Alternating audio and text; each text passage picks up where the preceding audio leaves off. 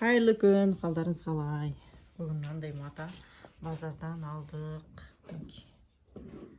Қараш, қандай әдемі, жылтырап тұрады. Мына жерде голограммасы бар ғой, мынаныш. Осы матаны қазір біз мынандай көк тоже жылтырап тұратын мата. Турецкий билер. Бірақ глянцевый тұр ғой. Сондай мен жасайын деп жатырмыз. Шиғырақ. Күшті, жалт етіп тұрды.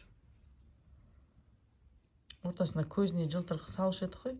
Соның орнына енді мынандай матамен жасай берсе де болады. Мынау жалтырап тұрады.